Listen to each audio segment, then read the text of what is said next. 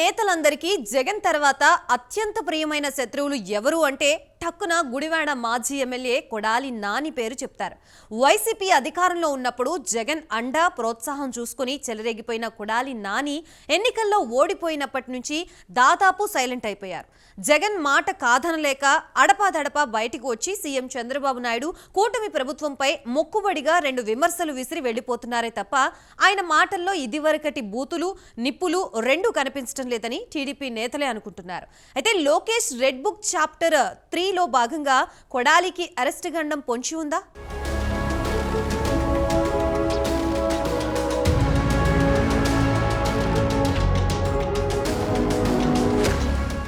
YCP అధికారంలో ఉన్నంతకాలం బూతులతో విపక్ష నేతలపై చెలరేగిపోయిన మాజీ మంత్రి గుడివాడ మాజీ ఎమ్మెల్యే కొడాలి నాని ఒక్కసారిగా సైలెంట్ అయిపోయారు. వైసీపీ అధ్యక్షుడు జగన్ ఆదేశాల మేరకు అప్పుడప్పుడు బయటకు వచ్చి కూటమి ప్రభుత్వంపై విమర్శలు గుప్పిస్తున్నా ఆయన మాటల్లో ఇదివరకటి ఫైర్ కనిపించడం లేదు. కేసుల భయంతోనే ఆయన సైలెంట్ అవుతున్నారన్నది ఓపెన్ సీక్రెటే.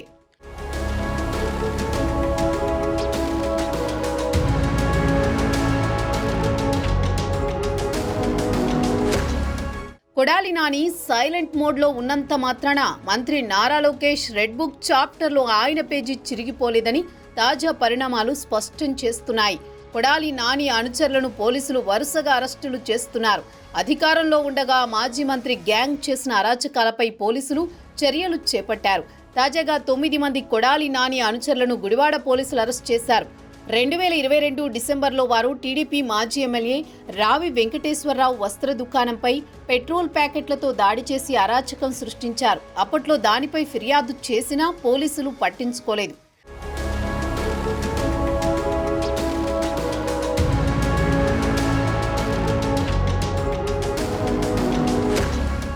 ఆ కేసుని తిరగదోడిన పోలీసులు వివిధ సెక్షన్ల కింద తిరిగి అభియోగాలు నమోదు చేసి కొడాలి నాని అనుచరులను అరెస్ట్ చేశారు.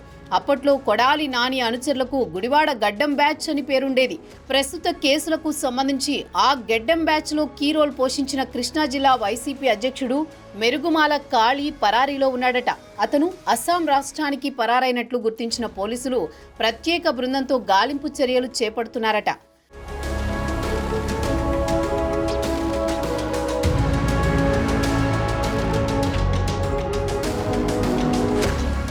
వైసీపీ అధికారంలో ఉండగా ఆ పార్టీ నేతలు చేసిన అరాచకాలపై నమోదైన కేసులను పోలీసులు తిరగదోడుతున్నారు.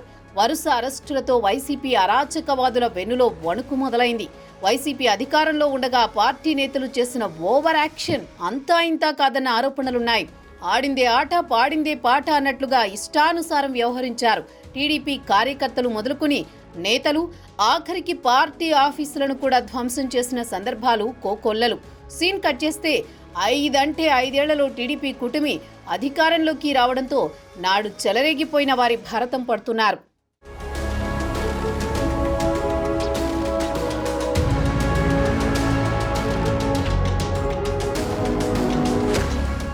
ఇప్పటికే మంగళగిరిలోని టీడీపీ ప్రధాన కార్యాలయం గన్నవరం టీడీపీ ఆఫీస్పై జరిగిన దాడికి సంబంధించి వరుస అరెస్టులు జరుగుతుండగా కృష్ణా జిల్లా గుడివాడ టీడీపీ కార్యాలయంపై దాడి వ్యవహారం బయటికి తీశారు. దీంతో గుడివాడ వైసీపీ నేతలకు ఉచ్చు బిగుస్తోంది. మాజీ మంత్రి కొడాలి నాని టార్గెట్గా ఏపీ పోలీసులు చర్యలకు సిద్ధమవుతున్నట్లు తెలుస్తోంది. వైసీపీ అధికారంలో ఉండగా కొడాలి నాని ఆయన అనుచరులు గుడివాడ టీడీపీ నేతలు మాజీ ఎమ్మెల్యే రావి వెంకటేశ్వరరావును తీవ్ర ఇబ్బందులకు గురిచేశారు.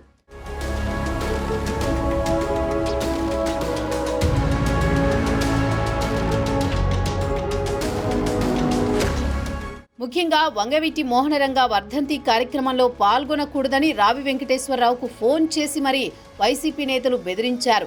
ఆఖరికి టీడీపీ కార్యాలయంలో ఉన్న రావి ఇతర టీడీపీ నేతలపై కత్తులు కర్రలు ఇనుప రాడ్లు పెట్రోల్ ప్యాకెట్లతో వైసీపీ నేతలు కార్యకర్తలు దాడికి తెగబడ్డారు. అయితే ఇంత జరుగుతున్న అప్పటి సీఐ ప్రోద్బలంతో పోలీసులంతా కొడాలి గ్యాంగుకే కొమ్ము కాశారు.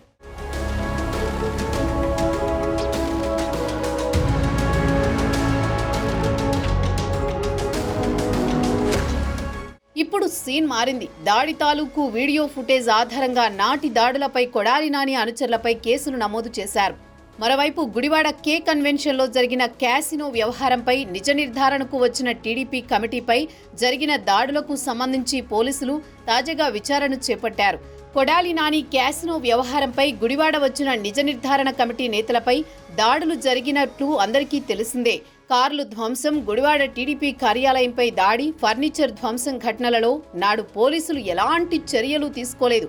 అధికారాన్ని అడ్డం పెట్టుకుని టీడీపీ నేతలపైనే పోలీసులు కేసులు నమోదు చేశారు.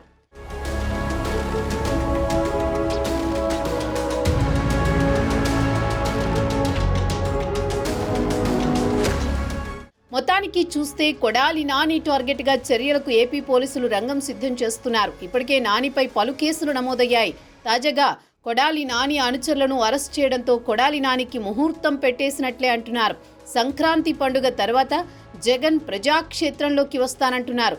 అప్పుడు ఆయన బయటకు వచ్చినప్పుడే కొడాలి నాని అరెస్టుకి ముహూర్తం పెడతారన్న టాక్ వినిపిస్తోంది.